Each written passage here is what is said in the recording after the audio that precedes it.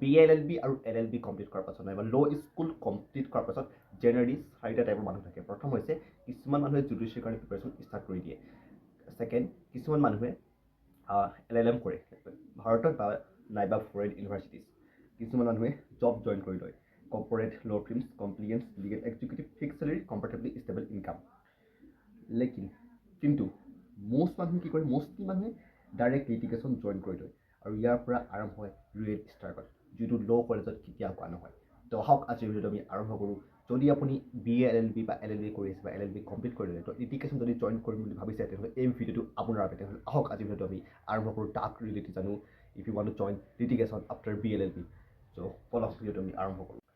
লিটিগেশ্যনৰ আটাইতকৈ ডাঙৰ সত্যটো হৈছে ন' মানি ইনিটিয়েলি। হয়, আপুনি যদি লিটিগেশ্যন জইন কৰে, হয়, তো প্ৰথম আপোনাৰ ল' স্কুলৰ পাছত যদি আপুনি লিটিগেশ্যন জইন কৰে, তেনেহ'লে প্ৰথম আপোনাৰ চেলেৰী একেবাৰে জিৰ' হ'ব। ইয়াতো 5,000, 10,000 বা 15,000 মান হ'ব পাৰে বা 20,000 হ'ব পাৰে, কিন্তু লাকিলি হ'ব পাৰে। চ' একেবাৰে অলমষ্ট জিৰ' মানি 4 পৰা 5 বছৰ ধৰি আপুনি একেবাৰে পইচা একেবাৰে অলমষ্ট ন' মানি বুলি ক'লেও ভুল নহয়, আৰু এইটোৱে হৈছে সত্য। ছিনিয়ৰ এডভকেটৰ আণ্ডাৰত কাম কৰিবলগীয়া হয়। ছিনিয়ৰ চেম্বাৰত গৈ ফাইল এৰেঞ্জ কৰা, চাৰ্টিফাইড কপিবোৰ আনা, কেতিয়াবা ৰেচপেক্টো দিয়া নহয়, কাম শিকাৰ নামত এক্সপ্লইটেশ্যন কৰা হয়। কিয়নো ক'ব নোৱাৰি, কেৰিয়াৰ ইয়াৰ পৰাই আৰম্ভ হয়। মেণ্টেল প্ৰেছাৰ আৰু চাইলেণ্ট ডিপ্ৰেশ্যন, ক'ৰ্টত ৰ'জ প্ৰেছাৰ, দৈনিক প্ৰেছাৰ।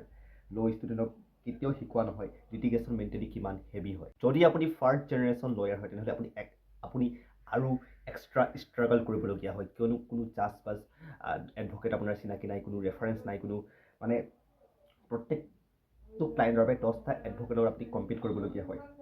তো আপুনি টেলেণ্টৰ জৰিয়তে নহয়, প্ৰথমে পেচনৰ জৰিয়তে জাজ কৰা হয় আপোনাক। ন' ফিক্স টাইমিং, ন' ছ'চিয়েল লাইফ। কেতিয়া ঘৰত যাব কোনো ঠিকনা নাই, আইডিয়া নাই। ৰাতিপুৱা ক'ৰ্ট, সন্ধিয়া চেম্বাৰত।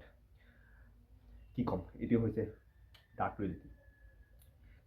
ষ্টিল মানুহে কিয় লিটিগেশ্যন চইচ কৰে? চাওক, লং টাৰ্ম আৱাৰ হয়, ৰেচপেক্ট লাহে লাহে বিল্ড হয়, ইণ্ডিপেণ্ডেণ্ট প্ৰফেশ্যন হয়। যদি আমি টিক গিয়া আগৰ হিন্দী কথা আগৰ তুমি টিক গিয়ে তো ইনকাম আনলিমিটেড হয়। যদি টিকি গ'ল, ইনকাম আপোনাৰ আনলিমিটেড হ'ব পাৰে। এইটো কেৰেক্টাৰ বিল্ডিং প্ৰচেছ হয়। য়েছ, এইটো কেৰেক্টাৰ বিল্ডিং প্ৰচেছ হয়। যদি আপুনি ইনষ্টেণ্ট পইচা বিচাৰিছে, আপোনাক ইনষ্টেণ্ট পইচা লাগে, তেন্তে প্লিজ মই কৈছোঁ লিটিগেশ্যন আপুনি কেতিয়াও নাহক। ইয়াৰ চলিউশ্যন কি হয় চাওক, লিটিগেশ্যন কুইক মানি কেৰিয়াৰ একেবাৰে নহয়। প্ৰথম 4 পৰা 5 বছৰ ধৰি আপোনাৰ একেবাৰে পইচা একেবাৰে নাই। এইটো এটা ইনভেষ্টমেণ্ট ফাৰ্ষ্ট বুলি আপুনি ভাবক। 4 পৰা 5 বছৰ আপুনি পইচা নহয়, আপুনি স্কিল প্লাছ এক্সপ'জাৰ কালেক্ট কৰি আছে এই 5 বছৰ। যদি এইটো আপুনি বুজি পায়, তেনেহ'লে আপোনাৰ আধা টেনশ্যন মেবি মই ভাবোঁ খতম হ'ব। ফাৰ্ষ্ট ইয়াৰৰ পৰা আপুনি ষ্ট্ৰং ফাউণ্ডেশ্যন বনাওক। BNS, CRPC, BNSS, CPC, evidence act, constitution. অকল এক্সামৰ কাৰণে নহয়, ছেকশ্যন প্লাছ প্ৰেক্টিকেল ইউজটো আপুনি বুজিবলৈ ট্ৰাই কৰক। প্ৰত্যেক দিন 30 পৰা 40 মিনিট বেয়াৰ এক পঢ়াৰ আপুনি হেবিট বনাই লওক। ক'ৰ্ট যোৱা ফাৰ্ষ্ট ইয়াৰৰ পৰাই আৰম্ভ কৰি দিয়ক। ফাইনেল ইয়াৰত যদি ভাবে ফাইনেল ইয়াৰত কৈ যাম, আপুনি বিগেষ্ট মিষ্টেক কৰি আছে। ডিষ্ট্ৰিক্ট ক'ৰ্ট, হাই ক'ৰ্ট যাওক, দৈনিক 1 পৰা 2টা হিয়াৰিং চাওক, অবজাৰ্ভ কৰক জাজৰ মাইণ্ডছেট, কোনটো আৰ্গুমেণ্ট কেনেকৈ কাম কৰে, ছিনিয়ৰ ভাৰ্চেছ জুনিয়ৰৰ ডিফাৰেঞ্চ বুজক। ক'ৰ্ট ক্লাছৰুম, মই সঁচা কৈছোঁ, ক'ৰ্ট ক্লাছৰুমছে জ্যাদা শিকাতা হয়। ক্লাছৰুমতকৈ আপুনি ক'ৰ্টত আকাশ পাৰ্থক্য আছে বুলি ক'লে ভুল নহয়। আপুনি ক্লাছৰুমত ক'ৰ্টত বহুত বেছি শিকিবলৈ পাৰিব। ইণ্টাৰ্ণশ্বিপ মাত্ৰ চাৰ্টিফিকেটৰ কাৰণে নহয়। ফাৰ্ষ্ট জেনেৰেশ্যনৰ যদি আপুনি লয়াৰ হয়, তেনেহ'লে নেটৱৰ্ক এতিয়াৰ পৰা আপুনি বনাবলৈ ট্ৰাই কৰক। এক ডিষ্ট্ৰিক্ট ক'ৰ্টৰ এডভকেট, এটা ট্ৰায়েল ক'ৰ্ট, এটা হাই ক'ৰ্টৰ চেম্বাৰ আগৰ যদি পায়, আৰু drafting plus research skill develop কৰক। Survival weapon. তো আজিৰ ভিডিঅ'টো আছিল ইমানেই। আশা কৰোঁ আজিৰ ভিডিঅ' আপুনি বুজি পালে। যদি আপুনি লিটিগেশ্যন জইন কৰে আফটাৰ BLLB বা LLB পাছত কি আপুনি ষ্ট্ৰাগল ফেচ কৰিবলৈ গৈ আছে, এইটো এটা ডাৰ্ক ৰিয়েলিটি হয়, গ্ৰাউণ্ড ৰিয়েলিটি। কিয়নো 4 বা 5-6 বছৰ একেবাৰে পইচা একেবাৰে নাই, এইটো সঁচা কথা ক'লেও সঁচা কথাই আৰু।